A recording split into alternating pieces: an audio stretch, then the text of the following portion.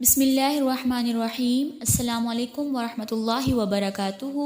میں امید کرتی ہوں کہ آپ سب ایمان اور صحت کی بہترین حالتوں میں ہوں گے۔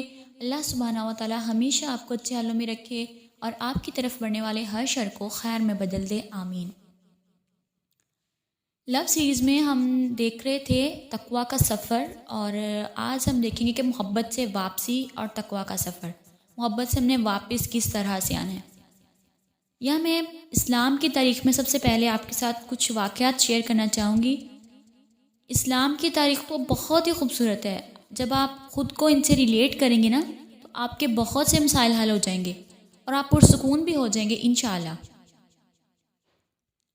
آپ اب امیجن کریں ذرا کہ آپ ایک جنگل میں ہیں، ایسا جنگل جہاں آپ کے پاس نہ کھانے کو کچھ ہے، نہ پینے کے لیے کوئی چیز ہے، دور تک کوئی انسان بھی آپ کو نظر نہیں آ رہا، ٹھیک ہے؟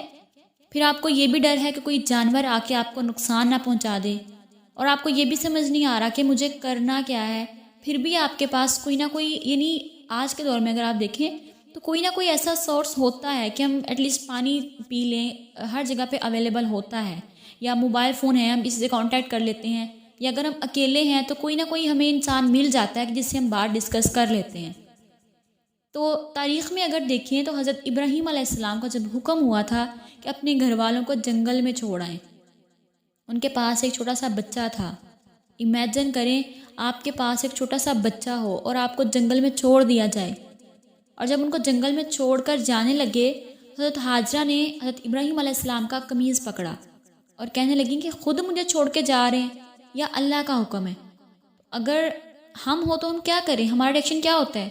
واویلا مچا دیتے ہیں کہ ہمارا اتنا صبر ہوتا ہی نہیں ہے کہ میں یہاں پہ اکیلی نہیں رہ سکتی، مجھے جانور کھا لیں گے، میرے بچے کو نقصان دے دیں گے، مجھے پانی میں کھاؤں گی کہاں سے؟ میرے پاس نہ کھانے پینے کا کچھ ہے، نہ میرے پاس موبائل ہے، میں یہاں پہ نہیں رہ سکتی۔ نارملی ہمارا یہی ریئیکشن ہوگا اگر ہم اپنے آپ کو اس جگہ پہ رکھ کے دیکھیں، کیا ہمارا اتنا صبر ہوتا ہے یا ہم گھر میں رہ سکتے ہیں؟ ہم تو اس وقت شاید اللہ کا تصور بھی ذہن میں نہ لائیں۔ تو حضرت حاجرہ نے پوچھا کہ آپ مجھے اللہ کے حکم سے چھوڑ کے جا رہے ہیں؟ تو انہوں نے کہا کہ اللہ کا حکم ہے۔ تو حضرت حاجرہ نے کہا ٹھیک ہے پھر جائیے، اس کو توکل کہتے ہیں۔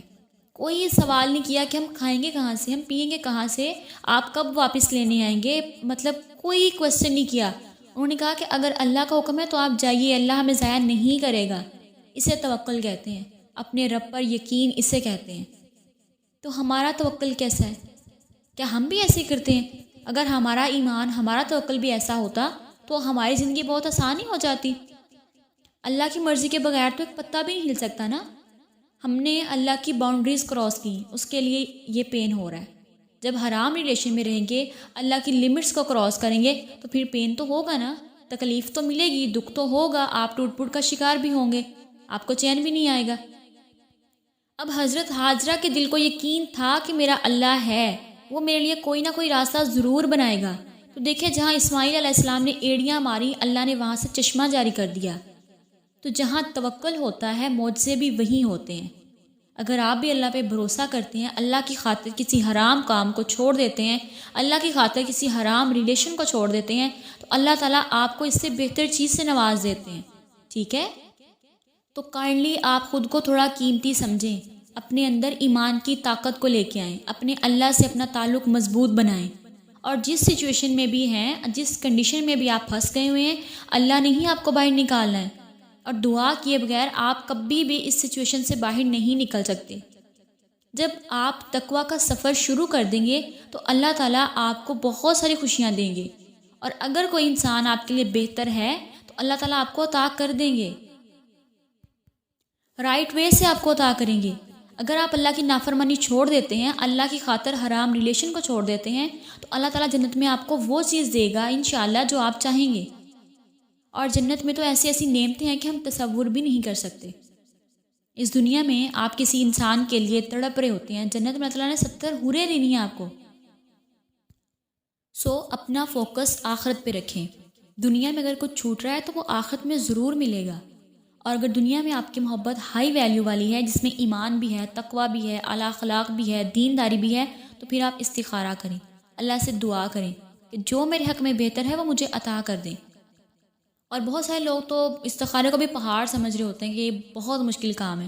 یہ بہت آسان ہے، سمپل 2 نفل آپ نے پڑھنے ہیں، استخارے کی دعا پڑھنی ہے، آپ کا استخارہ ہو گیا. ٹھیک ہے، آپ نے اللہ سے مشورہ لے لیا، اللہ سے ہیلپ لے لی، اور تقویٰ کے سفر کی طرف اگر آپ آ رہے ہیں، اللہ تعالیٰ آپ کی بہت ہیلپ کریں گے. ہماری سوسائٹی میں اگر آپ دیکھیں تو لوگوں نے انفیکچویشن کو محبت کا نام دے دیا ہوا ہے کہ کوئی بھی انسان آپ کو ہلکا سا پسند ہے تو بس آپ اس کو محبت کا نام دے دیں گے کہ بس یہی زندگی ہے، اگر نہیں ملا تو میں ختم. تو یہ زندگی نہیں ہے، یہ محبت نہیں ہے. اللہ تعالیٰ قرآن میں فرماتے ہیں کہ ہو سکتا ہے تم کسی چیز کو پسند کرو اور تمہارے لیے وہ بہتر نہ ہو سکتا ہے کوئی چیز تمہیں ناپسند ہو اور اس میں تمہارے لیے خیر ہو. تو میرے خیال سے یہ آیت سارے سوالوں کا جواب دے دیتی ہے اور بہت تسلی بھی دے دیتی ہے کہ ہم جس چیز کو پسند کر رہے ہوتے ہیں، ہم جس چیز کو اچیو کرنے کی کوشش کر رہے ہوتے ہیں، مے بی وہ ہمارے حق میں نہ بہتر ہو، اس لیے وہ ہمیں نہیں مل رہی ہوتی.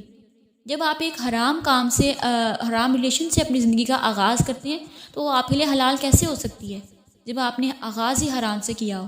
ٹھیک ہے نا؟ آئی ہوپ آپ کے سارے پوائنٹس کلیئر ہو گئے ہوں گے. نیکسٹ ہم محبت سے ریلیٹڈ ایک نیا ٹاپک ڈسکس کریں گے انشاءاللہ، جس سے آپ کے تقویٰ کے سفر میں آپ کو ہیلپ ملے گی. اور اس گروپ سے جڑے رہیں، آپ کو اس سے بہت فائدہ ہوگا انشاءاللہ تعالیٰ. اللہ تعالیٰ ہمارے معاملات درست فرمائے، آسانی والا معاملہ فرمائے، اور تقویٰ کے اس سفر میں آپ کے لیے بہت ساری آسانیاں پیدا کرے. مجھے اپنی دعا میں ضرور یاد رکھیے گا. السلام علیکم ورحمۃ اللہ وبرکاتہ.